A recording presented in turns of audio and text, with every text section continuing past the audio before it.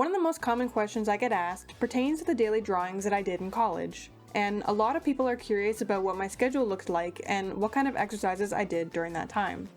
I've gotten asked in YouTube comments and in my Q&A a few times, so I figured I'd actually crack the discussion wide open and get into more detail on what that was like. For anyone unaware of my background, for 2 semesters in college, I was assigned a semester-long project where I was tasked with drawing for 10 to 20 minutes a day every single day of the week, including weekends and holidays. At the end of the week, we would submit our drawings, and each drawing needed to include something that we liked and that we didn't like about the piece. Moreover, you actually had to be good faith about your progress, and you couldn't just draw fan art every day. This was a project that I found immensely beneficial to my artwork and forced me to create my own targeted study methods. So not only was I benefiting from drawing daily, but I was also coming up with new and unique areas of study to focus on. This is a bit hard to explain, so I'll use an example. For one of the days, I got a bunch of photos and redrew them in 2 separate methods. In one method, I focused only on drawing the outside contour of the form silhouette, and in the other method, I focused only on the detail within that silhouette and captured that. I'll talk a bit more about the specific exercise soon. If you're someone that's interested in trying this out, then you'll want to decide the duration of the study. I'd recommend 2 weeks minimum to start if you're serious about it. My duration was about 13 weeks times 2, so about 26.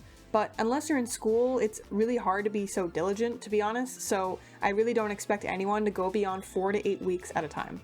One thing I want to get out of the way, though, is that I was simultaneously learning how to sculpt while completing my daily drawings, and in some cases, made sculpting a part of my routine. Sculpting is an entirely different medium, of course, but I'd go as far to say that learning how to sculpt is the other half of the reason why my art improved so much. In fact, I'd even encourage you to practice other creative hobbies as part of your dailies if you so choose. While I believe that regular dedication pays off in spades for those looking to improve their drawing ability, I'm also a firm believer in widening creative horizons and spending dedicated time on other art forms. Personally, I believe all art forms loop around and into one another, and time spent curating skills for one can have unintended benefits to your main focus. Your work may change in a radical and unique way, such as in my case with sculpting. So if you wanted to practice sculpture, 3D modeling, animation, or anything else, I recommend injecting that into your dailies every once in a while.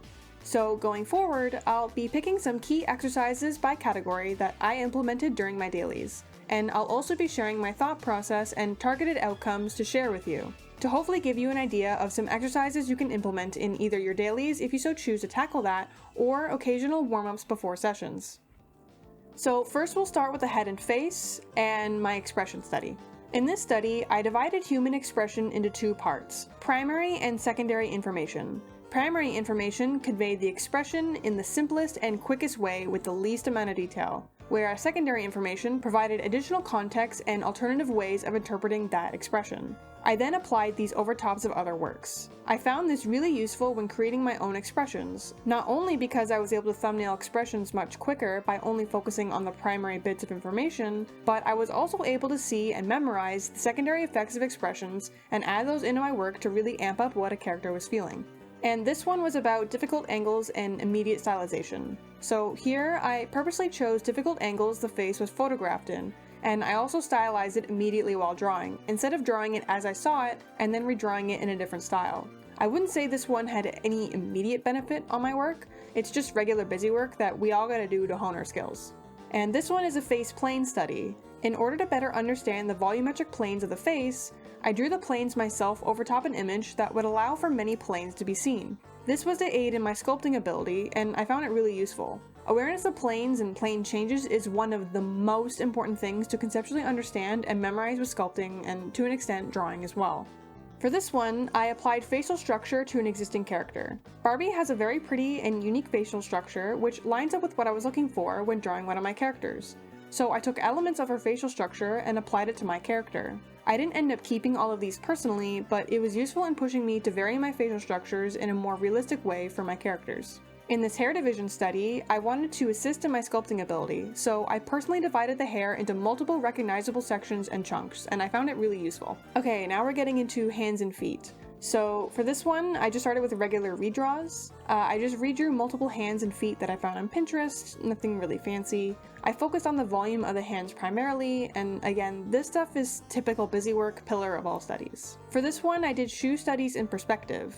I redrew lots of different shoes in multiple types of perspectives to try to come up with a method of describing the volume and shape of shoes. It's something I struggle with a lot, especially in perspective. I actually ended up using these methods to inform how I would sculpt shoes later on.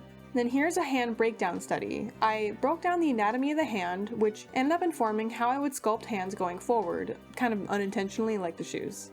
For stylized hand studies, I just redrew hands in a specific style, nothing really crazy going on here. And for the stylized shoe studies, it's the same thing as before. So for body day, the first one was character placement in space. This is a pretty unique study that I would recommend for anyone gunning to be some sort of illustrator or maybe animator. Here, I grabbed images of environments and places and placed a character or multiple interacting in that environment. I was able to practice subject-environment relationships, how characters interact with their space, as well as how to place them in said space volumetrically and cohesively. In my silhouette redraw study, instead of drawing from line, I redrew interesting poses by blocking out the silhouette. This exercise forced me to really pay attention to negative space in between blocks of the silhouette itself. In a revised study, it's similar to the one of the previous, but I did two things at the same time. First, I redrew the pose via silhouette, and then I attempted to improve the readability of said silhouette by pushing the posing, spacing, and blocking of forms. I then traced over the original image, and this not only made me see what I had instinctively changed, but how I interpret things in general. For this body and perspective study, it was a pretty simple and messy breakdown of some interestingly posed photos. I was trying to break down what I was seeing and see what I could use to construct bodies in the future. And in the silhouette and line study, I was really inspired by Sato's work from Silent Hill 2 and how he effortlessly captures volume and form just by using line. So I tried redrawing some poses by only using their outer silhouette line. This was a really cool exercise and what I talked about in the beginning of the video. For my personal posing exercise, I had to be my own reference for a personal sculpt, so I posed similarly to what I was trying to sculpt, and then I just drew over it to break it down and understand it better.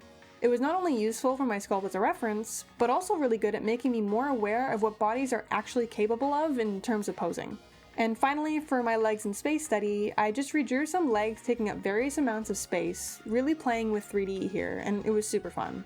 And one of the days of the week was anatomy. So first I have my torso studies. I was really struggling with torsos, so I isolated and redrew them, hoping to understand the volume and the muscular structure better.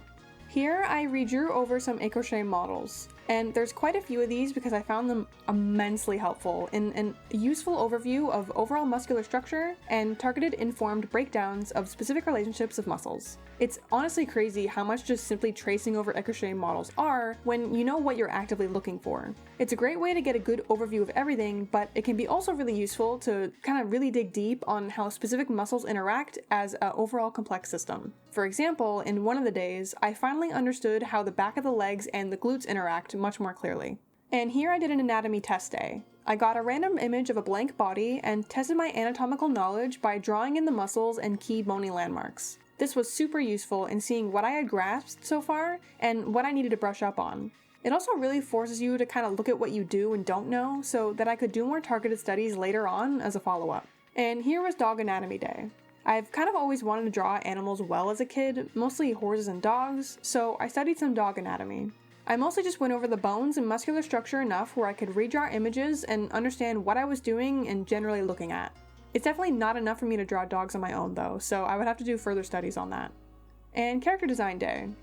Some examples of my character design day studies were designing an OC. So this was a simple exercise. I just gathered reference images that corresponded to the vibes that I was getting from a character me and my partner were discussing and working out. And then I just started designing based on those references and vibes. Another one was my LPS Kajinka. So I combined two LPS Dachshunds that I really like a lot and then just made a Kajinka out of it. I didn't really learn too much from this, but it was fun. And in my fashion and character study, I took some categorized fashion and tried coming up with a character that would fit those pieces. Truthfully, I just kind of ended up remaking Fluttershy and Pinkie Pie, but it was semi-fun and I haven't really done it since. Revisiting an OC study. So I came back to an OC that I haven't touched in a while, and I tried to find a bunch of references for his general fashion preferences and demeanor. It was really nice coming back and touching up an old character of mine, and I actually ended up drawing him more as a result. For this one, I broke down a design that I had already enjoyed, so in an effort to understand better why I loved Palette from Mega Man X so much, I broke down her design so that I could inject some of those elements into my own work, and this was super fun. And for adjusting a character design, I took a character design that I liked, but that I wanted to improve using the things that I've learned and prefer. Please don't interpret this as design fixing. I liked doing this, and it was useful in helping me identify dead-end character design choices so that I could push my own work in the future. And style day. So for one of them, I did a 90s anime style study. I just kind of really like the style, so I redrew it. There's not a whole lot here, but it was fun. For 2 targeted style studies, out of the respect for the artists, I'm not really sure if they want their work on a random YouTube video where I studied their work, so I just decided not to show it. But essentially, I screenshotted their work to identify my favorite parts of their style and then attempted to integrate those elements into a drawing. For this one, I did a Mega Man Legends style study. It's a simple study focused on the style of Mega Man Legends, and I just really love how blocky the forms are, but it's so perfectly shaped to convey so much volume. In this redraw to stylize study, it was actually one of the first targeted studies that I ever did, so it's not super good, but it's a cool exercise nonetheless, and I should really be doing it more often. I redrew an image as I saw it, and then I redrew it again and stylized it. I always thought this was useful for helping to refine a style, but honestly, I never got too much mileage out of it, but I know it should work for a lot of people, and I should just try again. For some of my occasional sculpting/modeling days, these are all kind of the same thing, so I'm going to discuss them as a collective whole. This is a collection of sculpture and modeling studies that I did throughout my weeks of dailies, and sometimes I sculpted my OCs in specific styles, sometimes I focus on specific body parts. These were insanely helpful, and I really recommend adding these into your dailies. As well as the digital Plein Air occasional things that I did, I tried doing these once a week. I added them a few weeks into my studies. All of my Plein Airs were pretty much the same thing, so I just opted to include only a few. I just found images and painted them. Sometimes it was figures, environments, objects, animals, etc., whatever I really wanted to practice. They weren't usually ever human because it would take far too long, and some of these were really great, and I ended up with a shit ton of paintings that I still love to this day. That about wraps up all the examples that I have. I just kind of cherry-picked some of the more notable studies that I'd come up with during my, 28 weeks of daily drawing.